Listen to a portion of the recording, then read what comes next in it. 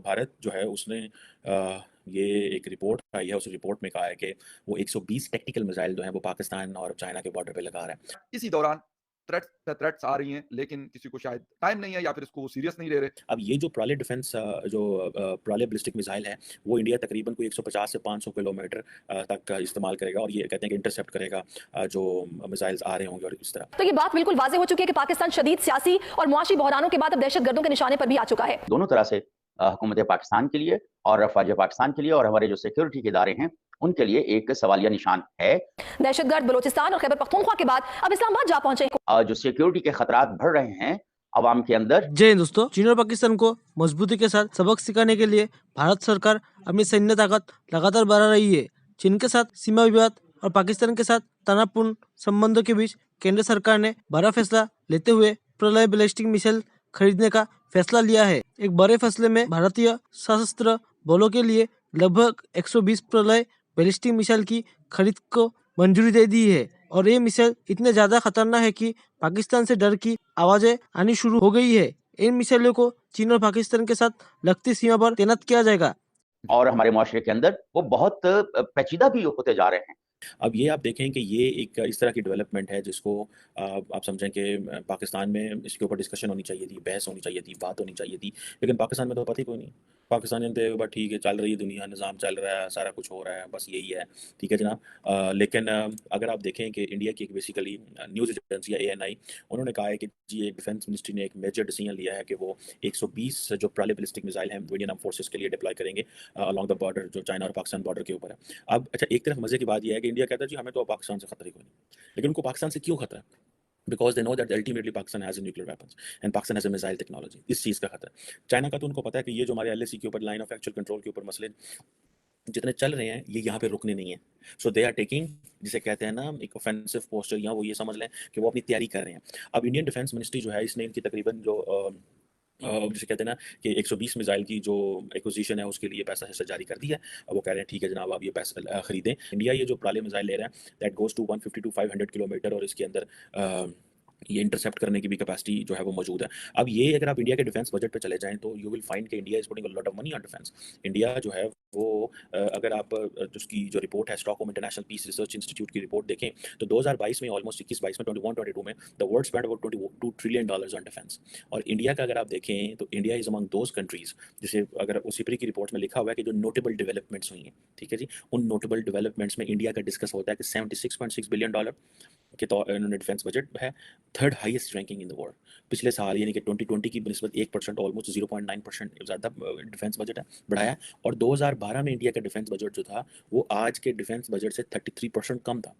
सो आज अगर 70, जैसे आपके मिले $77 बिलियन है, तो इससे पहले आप चले जाएं तो आपको पता चलेगा कि दिस बजट इज़ अबाउट कोई $50 बिलियन के करीब होगा, सॉरी इससे भी ज़्यादा कम होगा, ठीक है। अब 76 का 50% का लें एंड देन उसको मैनेज कर लें। सो ये जो पता चलता है कि, और इसके साथ साथ इंडिया जो है वो अपनी जो इंडिजिनस आर्म्ड इंडस्ट्री है उसमें भी बहुत बड़ा पैसा डाल रही है।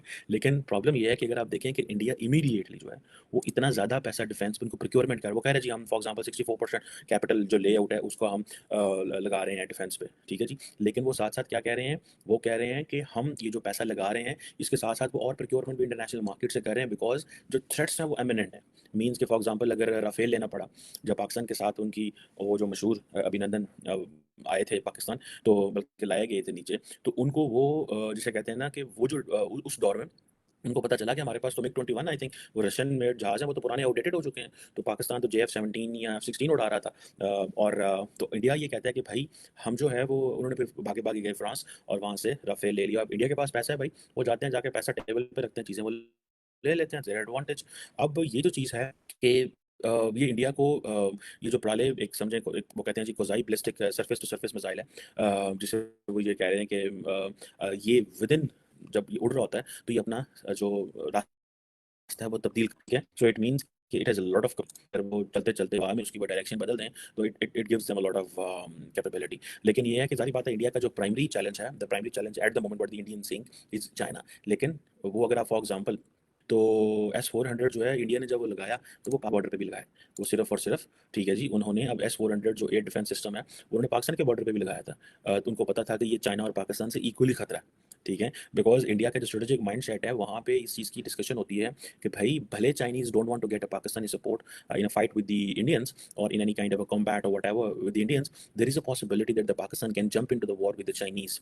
शायद हमने जनवरी फरवरी में ये सोचा भी नहीं था कि दिसंबर में हालात इस नहज पे पहुंचेंगे कि इस्लामाबाद में हर रोज नए थ्रेट्स अलर्ट्स जारी किए जाए। हाँ, ये बिल्कुल अजीबो-गरीब सूरत हाल है, लेकिन मैंने तो काफ़ी वक़्त पहले से इसके ऊपर बात उठाना शुरू की थी, जब सिर्फ़ ये ख़दशात ज़ाहिर किए जा रहे थे कि टीटीपी के लोग जो हैं, वो वापस पाकिस्तान आ जाएँगे। तो मैं उस वक़्त भी ये सवाल उठाने की कोशिश कर रहा था कि वो किस तरह से आ जाएँगे? क्या एक सॉवरेन स्टेट की जो सिक्योरिटी बॉर्डर्स के ऊपर है, वो इस काबिल नहीं है कि वो किसी वक़्त भी अपनी मर्ज़ी से पाकिस्तान के अंदर दाखिल हो जाएँगे? क्या खैबर पख्तूनख्वा के अंदर या बलूचिस्तान के अंदर जो हुकूमतें हैं, क्या वो इस काबिल नहीं हैं कि वो तालिबान जो पाकिस्तान के अंदर आना चाहते हैं, रॉ के एजेंट्स जो पाकिस्तान के अंदर आना चाहते हैं, या कोई भी जो दहशतगर्द हैं वो पाकिस्तान के अंदर एंटर होना चाहते हैं, तो वो इतनी आसानी से दाखिल हो सकते हैं। ये पाकिस्तान के लिए और पाकिस्तान के जो रियासती इदारे हैं उनके लिए लम्हा फ़िक्रिया है, और ये बहुत बड़ा सवाल भी उठ रहा है उनकी परफॉर्मेंस के ऊपर और उनकी विजिलेंस के ऊपर कि किस तरह से ये लोग पाकिस्तान के अंदर दाखिल हो जाते हैं। तो बहरहाल अब आप देख लें कि अब क्या सूरत हाल है कि उस दिन I-10 के अंदर जो धमाका हुआ, वो भी ज़ाहिर है कि उसको रोका गया और चेक पोस्ट के ऊपर, और उसने वो धमाका कर दिया। और जैसे अभी आप बता रहे थे कि तालिबान जो हैं वो कुछ ऐसी वीडियोज़ भी जारी कर रहे हैं कि वो उनके अपने जो कुछ बमबार हैं, वो दारुल हुकूमत इस्लामाबाद के अंदर हैं, वो मुख्तलिफ जगहों पे। अब ये कोई ऐसी भी फ़ोटोग्राफ्स हो सकती हैं, वीडियोज़ हो सकती हैं जो क्रोमा के ऊपर बनाई गई हों। और आपने देखा है कि लेटेस्ट हमारे पास जो टेक्नोलॉजी है कि अगर हम क्रोमा के ऊपर इसको ले आएँ, तो आप किसी शख्स को कहीं पे भी बैठा हुआ दिखा सकते हैं। जी, वो बिल्कुल। तो ऐसी कोई ये भी सूरत हाल हो सकती है, लेकिन ये भी हो सकता है कि सचमुच एक्चुअली वो लोग ऑन द स्पॉट इस चीज़ को बना रहे हों।